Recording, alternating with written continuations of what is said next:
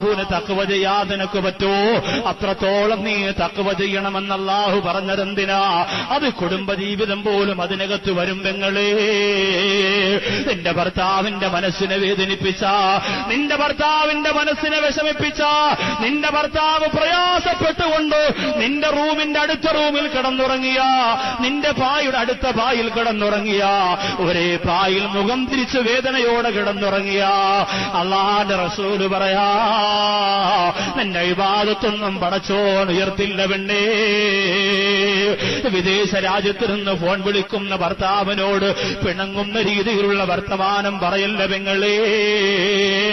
നമ്മുടെ നാട്ടിലുള്ള പ്രിയപ്പെട്ടവര് ജോലിക്ക് പോകാൻ വീട്ടിൽ നിന്നിറങ്ങുമ്പോ മുഖം കറുപ്പിച്ചുകൊണ്ട് വേദനയുടെ ഭാഷ്യം അവരോട് പറയല്ല പെണ്ണേ. അതൊരുപാട് പ്രയാസങ്ങൾ നിനക്ക് നേടിത്തരും. അല്ലാഹു നമ്മെ കാത്തുരക്ഷിക്കട്ടെ. ആറാമത് അല്ലാഹുവിന്റെ റസൂല് പറയാ, നിന്റെ നന്മയുണ്ടല്ലോ, നിന്റെ നന്മയുണ്ടല്ലോ, ആ നന്മ ഭർത്താക്കന്മാർക്ക് അല്ലാഹു കൊടുക്കുന്ന ഒരു പ്രവൃത്തിയുണ്ട്, അത് ചെയ്യല്ലേ ഫാത്തിമ. ആറാമത് അല്ലാഹുവിന്റെ റസൂല് പറഞ്ഞതാ, നീ ചെയ്ത ഇബാദത്തിന്റെ നന്മ നിന്റെ ഭർത്താവിന് കിട്ടും. ഭർത്താവ് ഒന്നും അറിയണ്ട.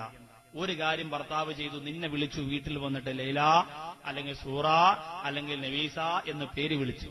പേര് വിളിച്ചപ്പോ നീ അതിന് മറുപടി കൊടുത്തില്ല.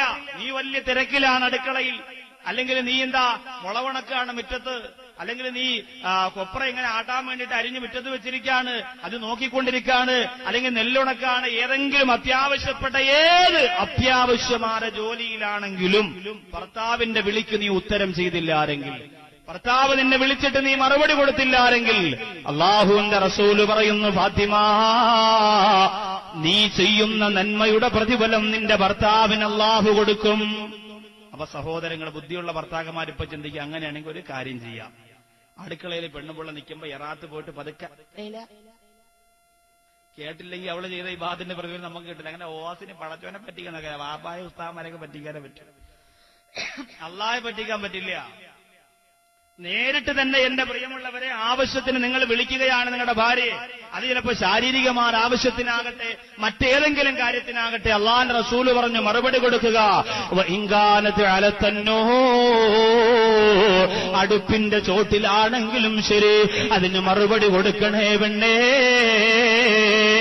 അടുപ്പിന്റെ ചോട്ടിലെന്ന് പറഞ്ഞാൽ ഗ്യാസ് ഓണായിരിക്കുകയാണ് എങ്കിലും ഭർത്താവിന്റെ വിളിക്കാണ് നീ ഉത്തരം ചെയ്യേണ്ടത്. അതാണ് അടുപ്പിന്റെ ചോട്ടിലാണെങ്കിലും ശരി, എത്ര അത്യാവശ്യമുള്ള ജോലി അടുക്കളയ്ക്കകത്ത് നടന്നുകൊണ്ടിരുന്നാലും പെണ്ണേ, പ്രിയപ്പെട്ട ഭർത്താവ് വിളിച്ചാൽ അതിനുത്തരം ചെയ്തില്ലാരെങ്കിൽ, ആ ഭർത്താവിന്റെ വിളിക്ക് മറുപടി കൊടുത്തില്ലാരെങ്കിൽ, അല്ലാഹു സുബ്ഹാനഹു വ തആല നിന്റെ നന്മകളൊന്നും പിന്നെ ആകാശത്തേക്ക് ഉയർത്തില്ല. ഇപ്പോഴും എന്റെ പ്രിയപ്പെട്ട ചില ഭർത്താക്കന്മാരെ ശ്രദ്ധിക്കുന്നുണ്ട്. ഉസ്താദേ, നിങ്ങൾ എത്ര പറഞ്ഞാലും ഈ പെണ്ണുങ്ങൾ കേട്ടുകൊണ്ടുപോയിട്ട് വീണ്ടും ഇതിന്റെ വിപരീതം തന്നെ കാണിക്കൂ. അങ്ങനെ കാണിക്കല്ല മോളെ. പഠിച്ചിട്ട് പഠിച്ചതുപോലെ പ്രവർത്തിക്കാത്തവര്, അറിഞ്ഞിട്ടറിഞ്ഞതുപോലെ പ്രവർത്തിക്കാത്തവര് നരകത്തിന് പ്രത്യേകമാണ് പടച്ചോ സജ്ജമാക്കിയിരിക്കുന്ന കവാടത്തിലാണ് കടന്നു പോവുക. അല്ലാഹു കാത്തുരക്ഷിക്കട്ടെ.